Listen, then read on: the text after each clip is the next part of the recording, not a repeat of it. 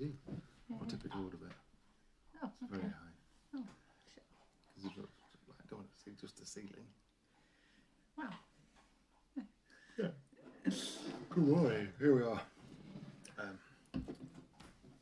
Yes. Thank you. Slept in. It was nice. It's been great. Do you remember the days where sleeping in meant till like midday? And now it means till 20 to 7.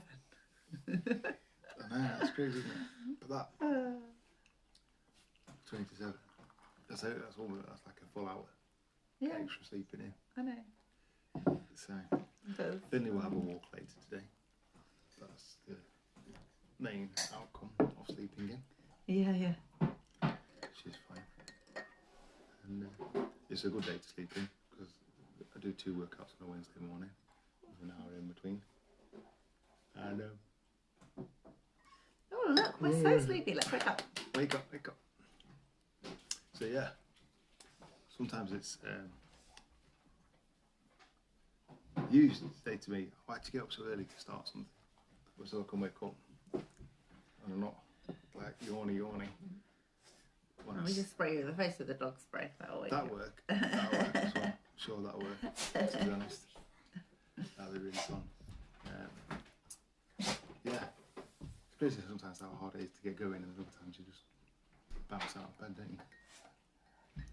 So, fun and games. There are definitely things that energise you more.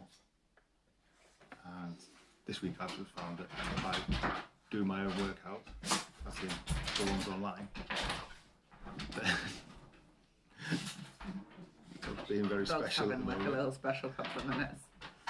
Pushing his head along the floor. He does this funny thing where he like rolls himself into the floor.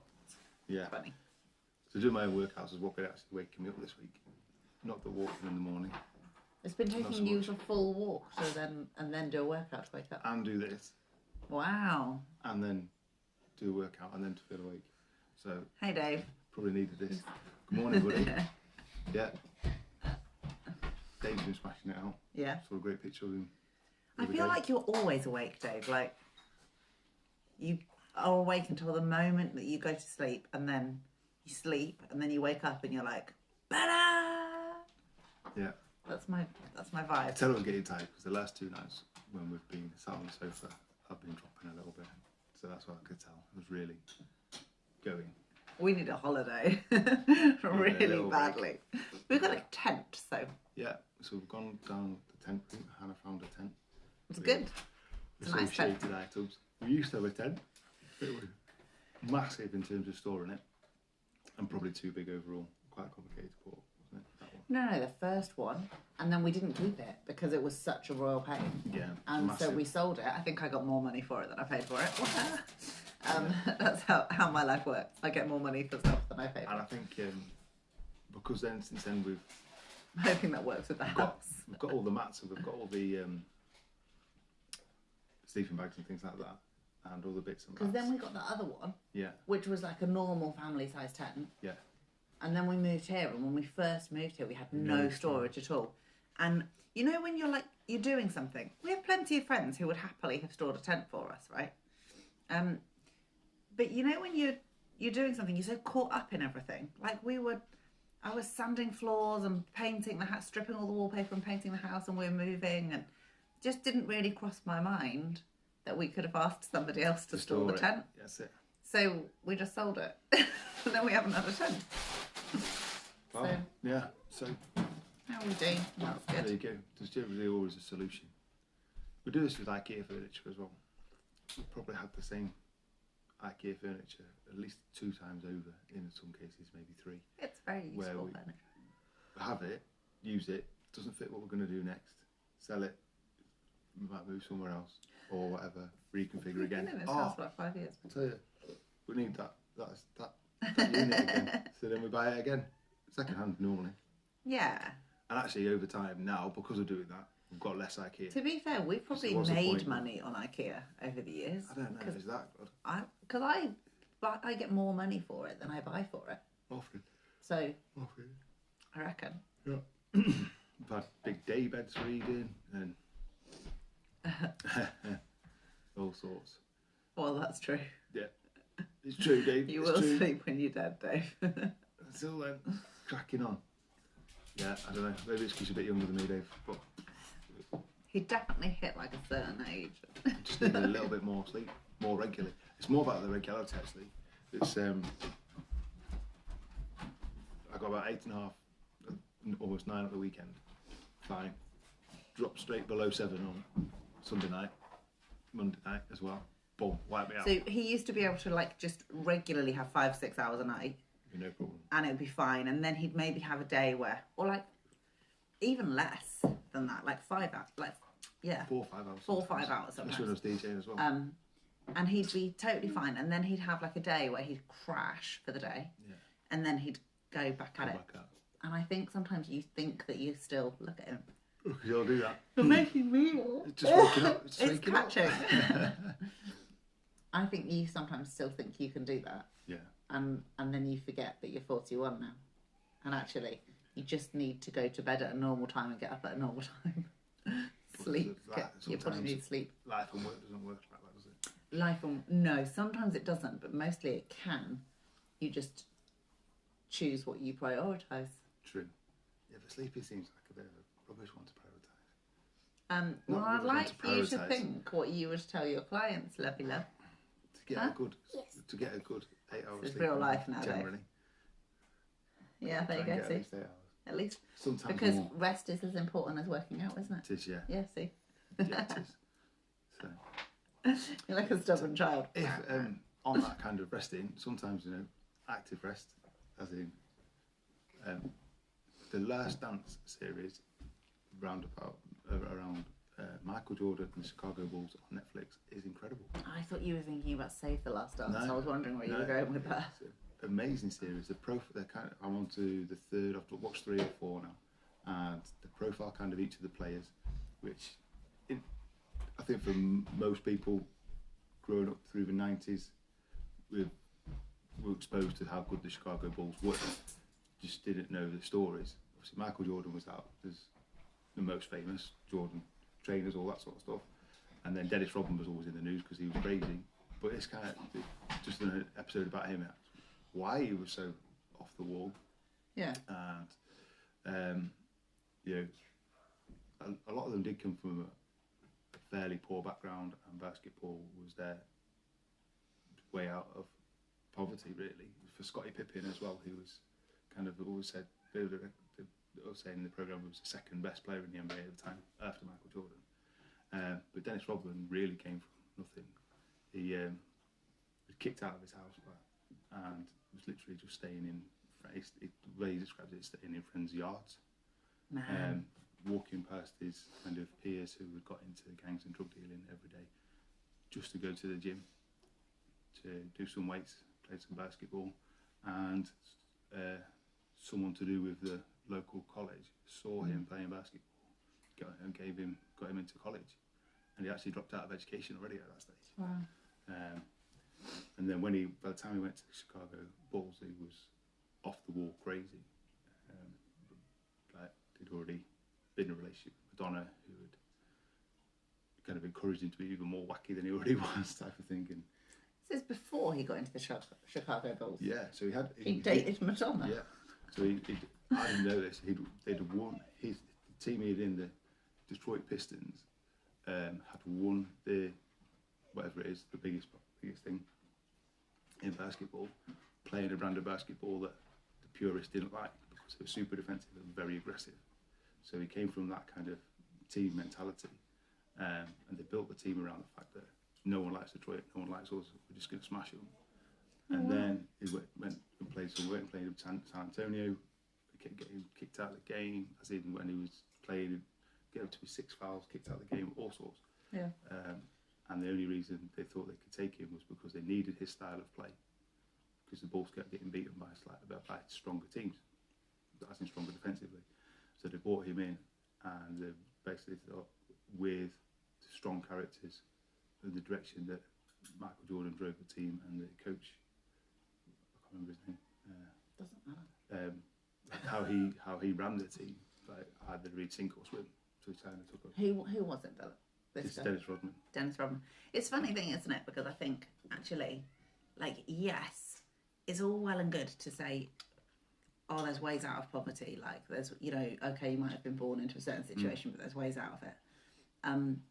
But I think, and there is, you know, and 100%, like, you can make different choices and you can put, you know, but like some of the kids we've worked with, they don't realise there is a different choice because that's all they've ever known.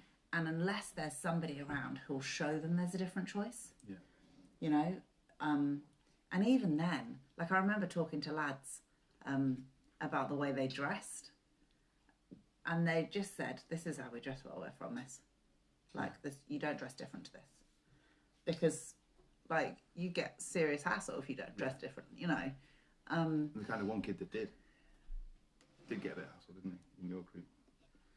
Because he wasn't from that kind of background. It wasn't, but even within at first, until they got to know him, and until we'd built relationship with the kids, and they started to see that there was potentially different ways of doing life. And often it's that they don't know, and I think actually stuff like sport and like sport coaches and, you know, can be an incredible route out of poverty. Not that then somebody's necessarily going to become, you know, a professional sports person, but I mean they might, but that it just gives them a different perspective and gives them a work mentality, exactly. work ethic. It's the association with different people, sometimes from different walks of life, depending on what they go into. But some of these things are quite localised, but also that the different aspects of what it takes to just even be part of the team. Communicate properly, be respectful to other people. Then the physical stuff kind of comes into it if it's a sports thing. Well, the physical stuff can help because it can be an outlet for some pent up kind of feelings or emotions. And then, I mean, I don't know if you've seen the news with Marcus Rashford. So Marcus Rashford, Man United footballer. Yeah, amazing. Raised 20 million for school meals. I think through Fair Share as well. I think raised a heck of a lot of money and campaigned, got the government to extend free school meals through the summer. Yeah, no, it's incredible. It's incredible. He also had a little running with Kate Hopkins on Twitter, so he dealt with her as well. And everyone's very supportive. But he is like single mum. Good morning, Matt. Yeah. He was raised by a single mum without any money, and like the level of respect that he has for the fact that she just worked her backside off to make sure that they were okay. But I think like if you thinking about some of the kids that we've worked with, and obviously, you know, wider than that, I don't necessarily know. But I think to say to somebody from like certain backgrounds, you know, certainly from like very deprived areas, or you could run your own business, or you could be a solicitor, or you could do this, is too much. They can't wrap their heads around it. But to say to them, like, oh, you can come in the gym, or they can do that, that's okay. And that doesn't like mean that they're going to get any hassle from like other kids around, you know. And I think actually sport is an amazing way into like a different mind frame, a different mentality that can help you then get out of that situation. Totally. But oftentimes you need somebody to show you that. You need somebody who's gonna maybe give you a bit of a kick up the backside and say, "Oi, you know what you're doing? Stop knocking about them," and speak life into you. Totally. And I wonder how often we do that, and how often we just see people behave, especially young people, behaving in a certain way and just write them off and just go, oh, like, you know, have a go at them or give them kind of that look that says you're not really worth anything, you're just taking up space. It's not even that, I don't think. I'm just thinking that certainly when our kids were younger, probably more likely to engage with those sort of people now again. Like Ryan Morrison's, McDonald's, people like that. We'll chat to them, like do the banter if they've got their hands in the pants. But I like genuinely chat to them, and I feel there was a time though where I would have wanted to kind of keep my kids away, because if so if we go shopping or whatever, you know, and move that on. More because I guess experience, maybe a little bit cynical, really. Yeah. You know, over time, through youth work and then working in school, and the irony of that is, I generally get on really well with kids like that, and can actually do that. Yeah. But then, I don't know. It's funny, isn't it? Because I think then actually, the kind of protective thing kicks in yeah, when of course it is. when you've got your young kids. That, in a sense, you don't want to expose them to that. It's kind of two schools of thought with that, isn't there? Really, of actually expose them to everything in a sense, pretty much, and then as parents, you'll guide them in the right direction. But I think the protective side kicks in harder than that side, in a sense. Yeah. I know the kids used to came know. into TLG when they were really, really young. Oh, it was so and they cute. did a birthday party for Levi once, and I took Eden in for when she was like a really tiny baby, probably May half term or something. The best thing, like one of my Took them funniest in. things, was when I bought them in when you were working there and I wasn't, and I bought them in, and That was just Levi, I think. was it just Levi? And some of the lads were, you know, swearing and stuff, just in the way. Those girls were as bad in my group then. Yeah, they were, but just in the way they were talking. They weren't like, it was just their language. And one of the girls said to one of the lads, "Oi, like, shut up! Watch your effing mouth. This kid's here." Yeah. I was like, "Oh, okay, sweetheart. That was really cute. You tried." Yeah, he tried. It was. She didn't even realise that as part of her sentence, she'd. Keep away from the weenie thieves. That's it, mate. That's it. Keep away from the weenie thieves. No, I don't mind talking to the weenie thieves as long as they keep their weenie hands away. I was just like, I'm not shaking the hand after that. That's for sure. It's funny, isn't it? Like, you know, in France, you go to France and they all like young guys greet each other with a handshake. Yeah. You know, other European countries, same. Like young people, like our age kids even, would greet each other with a handshake, the young men. In England, they have the hand down the bum.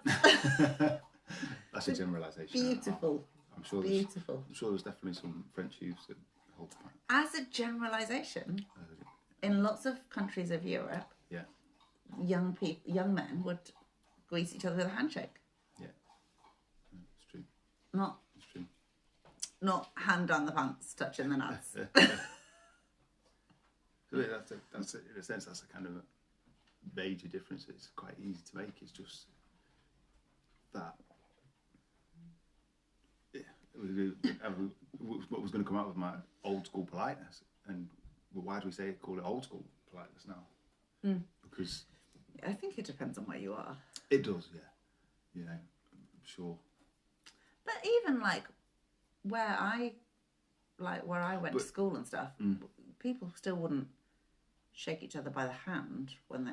No, but I also think then the sports example you were using earlier, Yeah. does teach that, because particularly I grew up playing rugby at that from 12.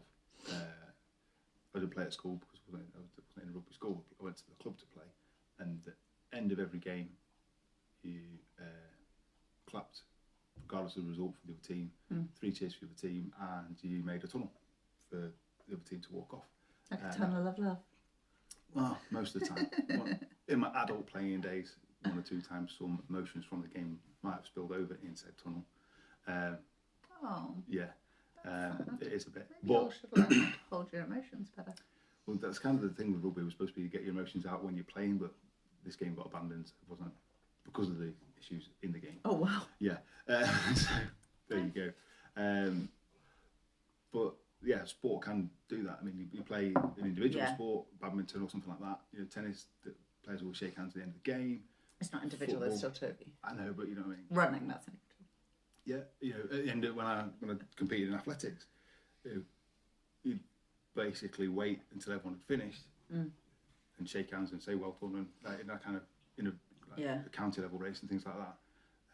And even just things like having respect for the ref and that kind of thing. Yeah. Whether you agree with their decision or not, which if it's against you, you probably don't. But which is against you probably do, but in rugby you can get sent off for disagreeing with the ref. I mean, you swear referee in rugby, you're banned for 3 games, even in club rugby. As you should be. Yeah. So I love rugby for that. It's brilliant.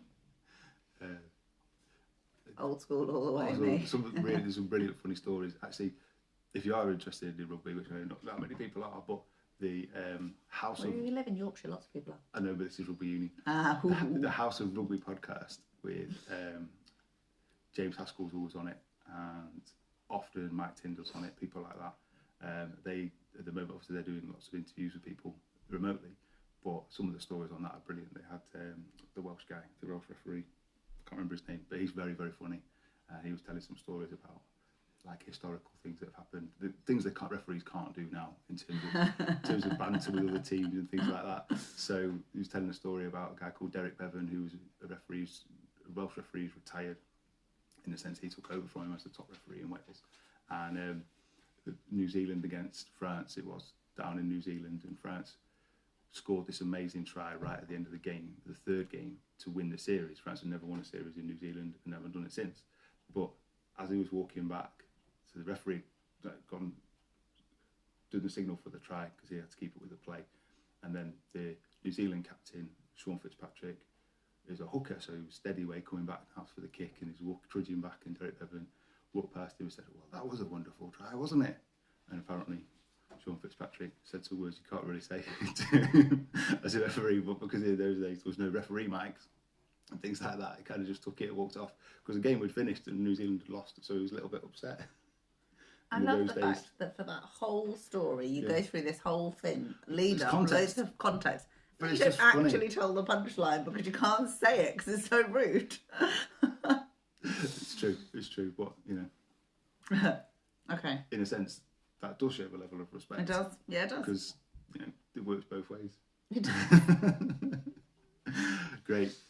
So have a really good day, guys. I feel awake now. It's good, and now we can. And it took him half an hour. It took me half an hour. Yeah, that's really cool. So have a really good day. Got to go. You have a great day as well, Matt. Good stuff. And yeah, we'll see you soon. I think tomorrow.